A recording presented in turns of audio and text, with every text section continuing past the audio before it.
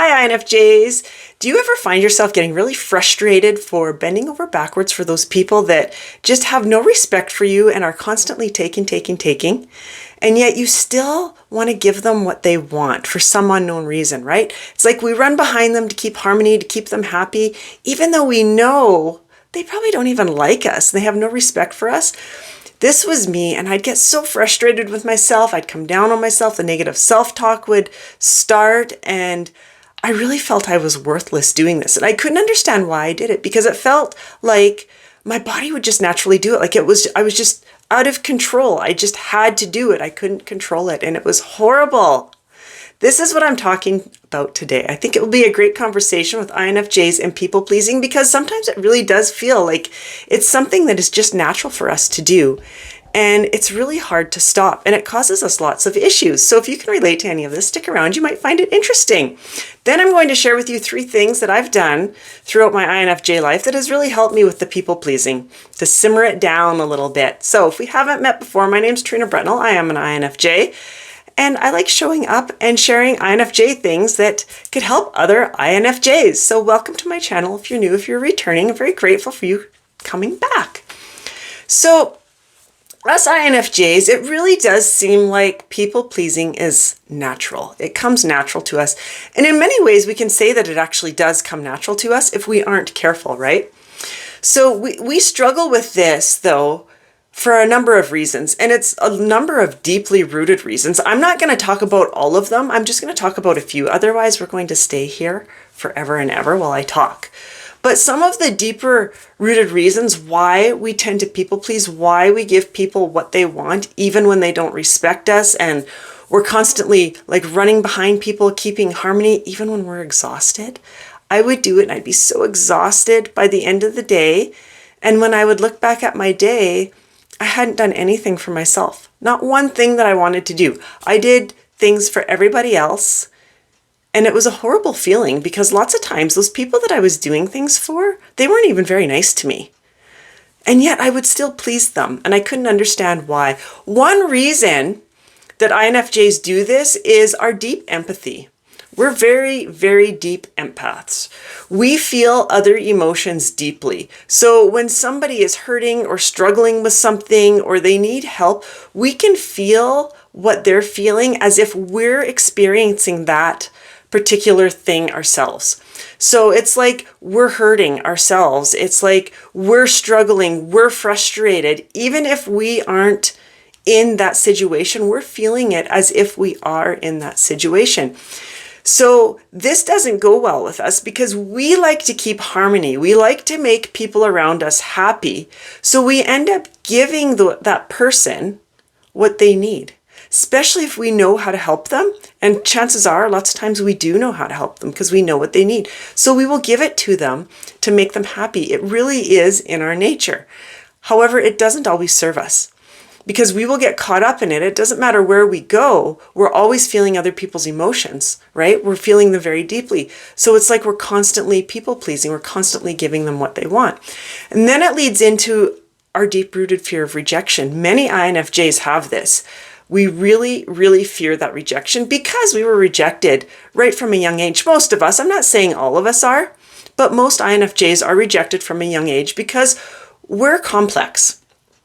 We're difficult to understand. Many of us don't understand ourselves, so we really can't expect other people to understand us, right?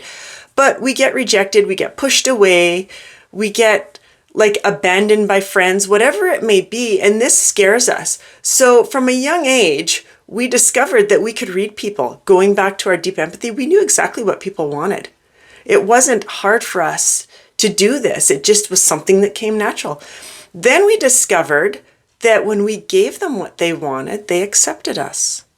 So we were like, oh, we can get accepted this way. So this is what we would do. We would give people what they wanted, exactly what they wanted, right from being little tiny young INFJs.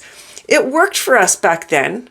It created safety for us, right? We didn't have to worry about being criticized. We didn't have to worry about being abandoned, rejected, any of that, because we were giving people what they wanted and shoving who we were to the side, because our needs and our wants never didn't matter. It didn't matter to us. We didn't want to be rejected or criticized, anything like that. So we'd give them what they wanted.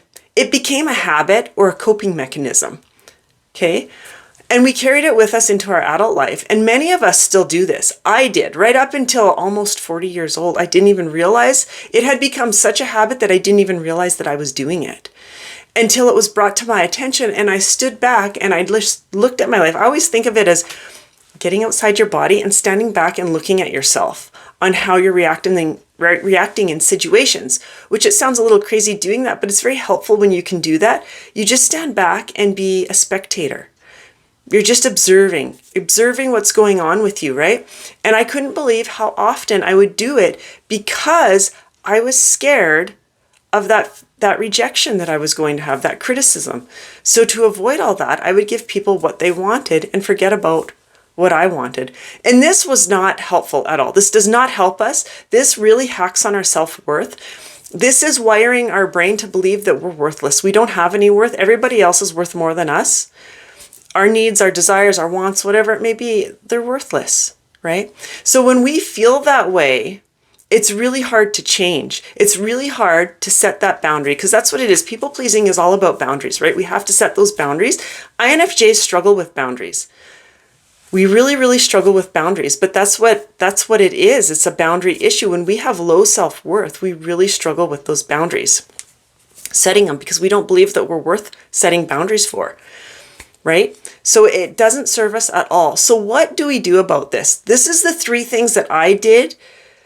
3 of the things. I did some more, a few other things that I share with my coaching clients, but these are 3 things that I did that have really helped me. And I thought that they would help other people too. Number 1 is being aware.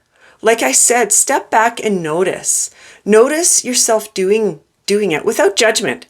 All you're doing is spectating, you're observing, taking note of it. Notice patterns, notice triggers so that you can avoid those, right? If we can avoid those situations that are going to put us into that people-pleasing mode, it will be very helpful until we can control it because it's a skill that we need to develop that we can learn, right? So just notice it, no judgment. Build your self-worth. Back to the self-worth thing. This is huge. In so many areas of an INFJ's life, self-worth is huge. Self-worth, self-love, both of those, they kind of link hand in hand. Build on it, work on it. I had none. I continued to people please, like I said, into my 40s because I didn't think that I was worth it. I didn't think that my needs and desires were worthy of anything. I thought that I was a joke, right? And that's how I would describe myself, as I was a family joke, because that's how I felt. But self-worth is a huge pillar for healthy boundaries. We need that self-worth, so do things that will build that self-worth. One thing that I do lots of for self-worth, well, meditation helps. Also EFT, tapping is a great thing to help you build that self-worth. Have patience. It takes time when you're building self-worth. It's not something that happens overnight. It's a process, it's a journey, and it's something that we got to work on throughout our entire life, but it's fun. It's enjoyable when you start doing that and you start feeling better about yourself. It's definitely worth it because you start seeing things in a whole new light. And the next thing I did was I developed assertive communication skills. Now, this sounds very scary to an INFJ. I know it scared me. Assertive communication, I would avoid it. I honestly, when I would see it, assertive communication, I would be like, nope, that's not me. Some people have it and some people don't, and I'm not assertive, and that's how it is. I was very wrong. It scared me because I linked it to confrontation.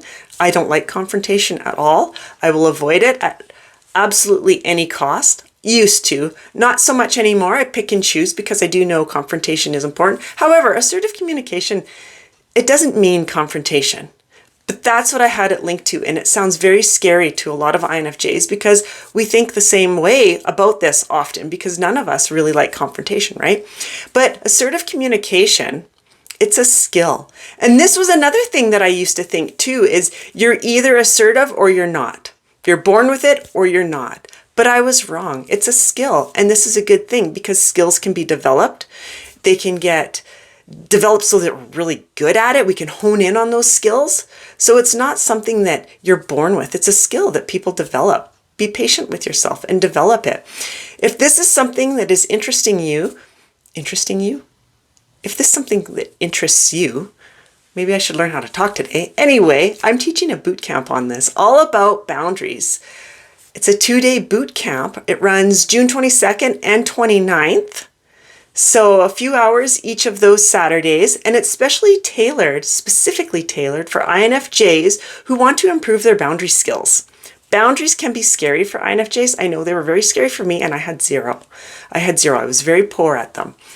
It's hands-on training on assertive communication techniques, identifying and discussing those inner barriers that are stopping us from being able to set those healthy boundaries.